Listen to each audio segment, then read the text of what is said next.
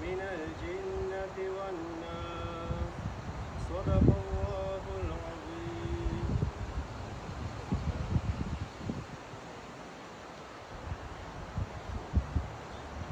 بسم الله الرحمن الرحیم. اول ټولو نه مخکې تاسو زه ډېره شکریا ده کوم څومره مشرانې کشرانې ځوانان یو تاسو دلته راغلو. زه لږ خپل تعارف کوم. اول د ما نامه سیف الله خان، زه د حاجي محمد خان د یو وخت دغه زوی یم او ګلفراز حاجي ګلفراز زما ورور دی. تعارف مو ځکه وکړو دې علاقې کې لکه موږ ډېر ټایم خپله ذاتي نه دی تېر کړی، الان کې سبق مو ویلی دی تابع نه، بیا سبق سادې نه ویلی دی، بیا هغه نه بعد پېښور او هغه نه بعد بیا موږ انګلینډ ته راغلو. نو دې واجې نه مطلب دا دی د تعارف سرعت پېښ شولو. دا اوس یو کمپین نه دی، خو صرف او صرف لږ خپل تعارف سره سره د یو 15 منټه دې باندې خبرې کول غواړو چې زموږ څه مقصد دی نن د دې غونډې. ما دا خبره زه بار بار خلکو ته تعارف کوم که زه دلته کې یو د کاندیډیټ راکوم د الیکشن لپاره، نو زما د دې خپل ذاتي څه خواهش نشته. هغه وجه دا دی چې کوم ځای نه زه راغلی یم، کوم ځای ته زه لاړ یم، هلته کې شپاړس کاله ما محنت کړی دی او دغه ځای ما اوسه پورې انیشیټیو نه دی اخیستی. هغه وجه دا وه چې زما دا مقصد و چې دلته علاقې ته کله هم په چوټۍ باندې مو راغلی،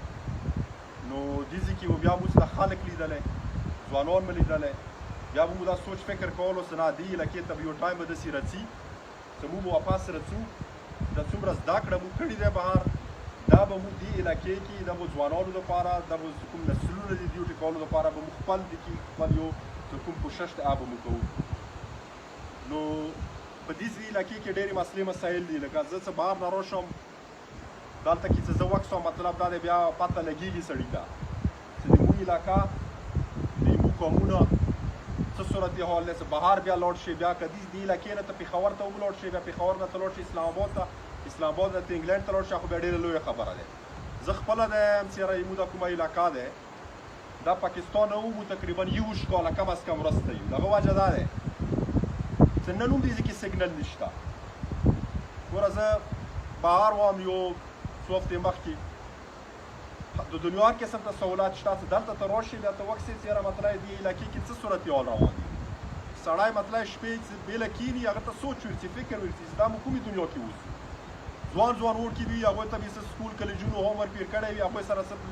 کمپیوټر کې سیګنل شته، نو سره مطلب دی موبایل کې سیګنل شته، نږدې مطلب دا چې پېښور کې سیګنل شته، د کتوتو یې تېر شي انګونه خپله هم سیګنل شته. نه دې علاقو نه مو څومره وروسته یو، د دې شي تاسې اندازه واخلئ چې اخر کوم ټایمه پورې مطلب دا دی موږ به دا شی ژوند تېروو، یو مطلب دی زموږ ځوانان به دومره خرابېږي تعلیمي لحاظ سره، څه حالات دي تاسې د خپله کسو څو شیزونه دي دې علاقې کې موږ په هغه کې د تبدیلي وسایل پکار دی، هغې محنت کول پکار دی. مثال کې طور پر تعلیم دی، زموږ په تېره توره کلو کې تاسو سکولونه وکړو، د هغوی صورت حال وګورئ، نو هغه هر سړي ته پاته دی چې زموږ کلو سکولونو څه صورت حال دی، دغه د ټیچرانو څه صورت حال دي، دغه د ماشومانو د ټیچرانو څه طریقې سره تربیت کوي، څنګه سبق ورته ښیي، د هغوی د سکول ټایمونو څه صورت حال دی، هغه څو ورځې په هفتې کې دي، هغه صحیح فنکشن کېږي نه کېږي، دا صورت حال دی. تعلیم چې کوم دی تعلیم کې مو ډېر زیات وروسته یو،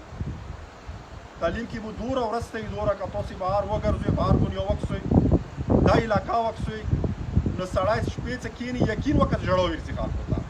چې کوم خلکو ضمیر اوچت وي هغه یې سره مطلب دا دی دا کوم ټایمه پورې دا مطلب دی دا خلک به بېتعلیمه سترې کېږي، به مطلب دی دا به دوبۍ ته ځي، ابوظبۍ ته به ځي، په 1000 1500 2000 په 3000 درهمه باندې به بیا عربیانو سره بیا به څوک انګریزانو سره کارونه کوي. دا ویلې تعلیم نشته،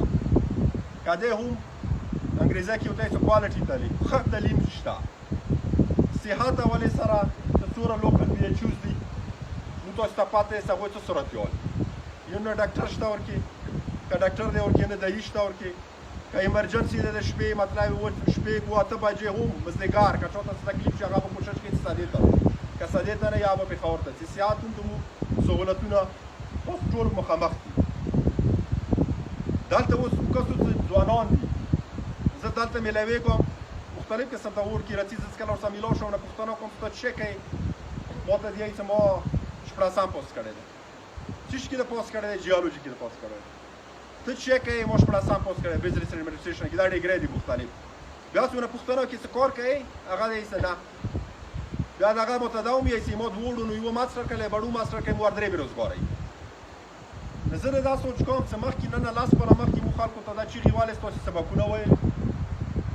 اوس خلکو سبقونه ویله نو کاری نشته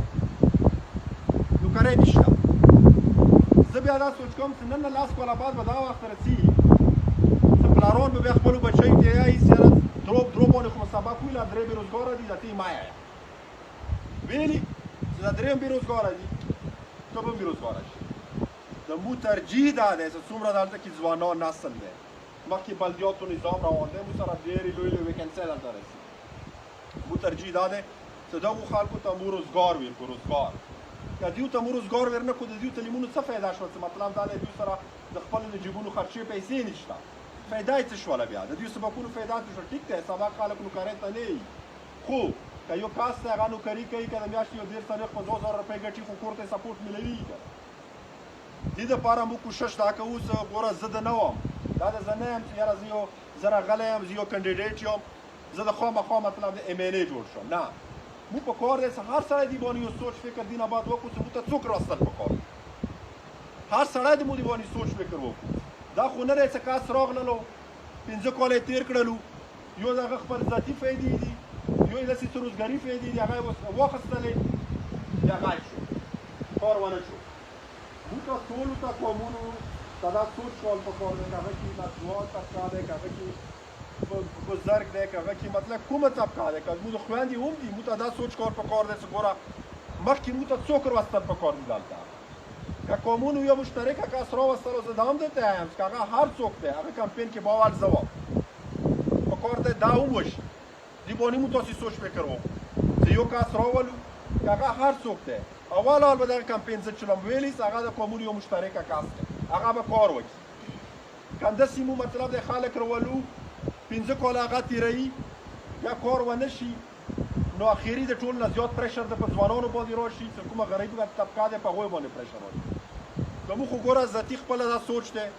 فکر مه دی چې دغه علاقې کې کار وشي یعنې خدای شته ذاتي خو موږ ته هېڅ پرابلم نشته موږ ته څه مسله نشته دی ګوره یو کس ته په ټول عمر ټول ژوند دومره محنت وکړي دې علاقو نه لاړ شي لندنو پورې وګرځي د لندن پاسپورټونه پرې ګرځي روزګارونه پرې ګرځي او په هغې کرنسۍ کې روپۍ پرې ګرځي او خپل بچي راولي دي ملک ته نو د هغه خو دا مطلب نه وي چې دلته په راځي مطلب دلته به پیسې ګټي یو به دلته داسې روزګارونه کوي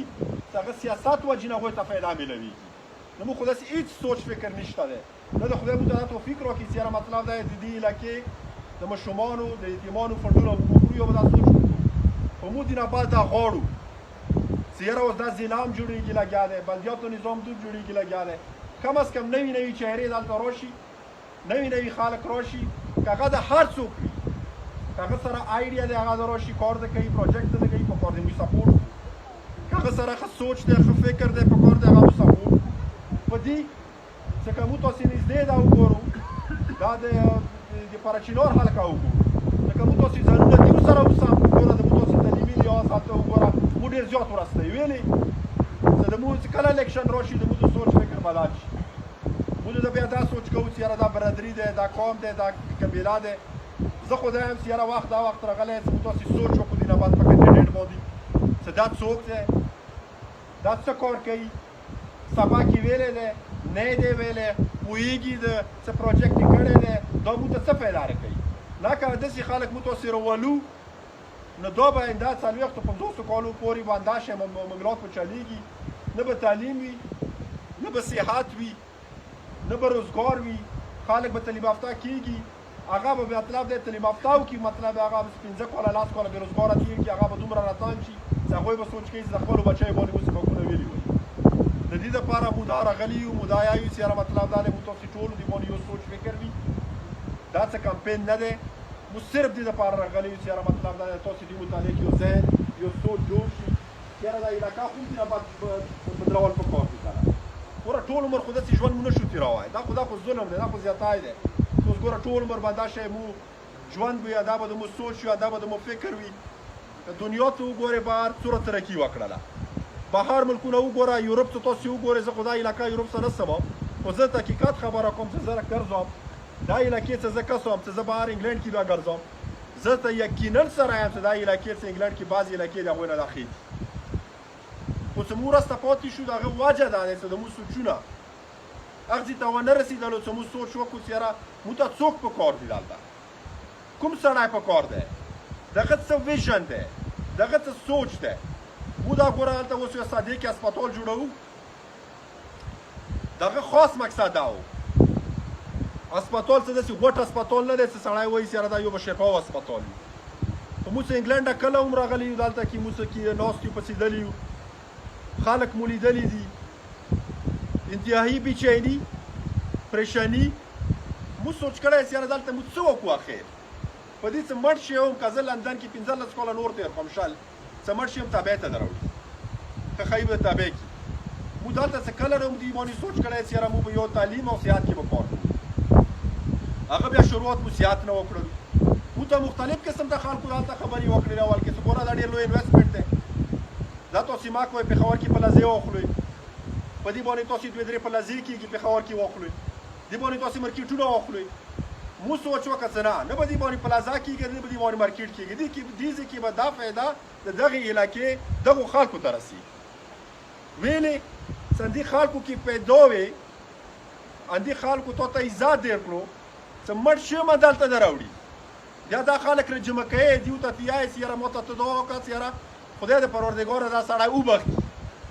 نه د دیو دا حق نه جوړېږي چې یو سوچ فکر موږ ته خدای راکړی دی، دې ځای کې موږ یو هسپتال جوړ کړو. نه زه دا خبره ځکه کوم چې دې ځای کې د موږ دا سوچ نشته، فکر نشته چې دلته کې د موږ انویسټمنټ هم وکړو.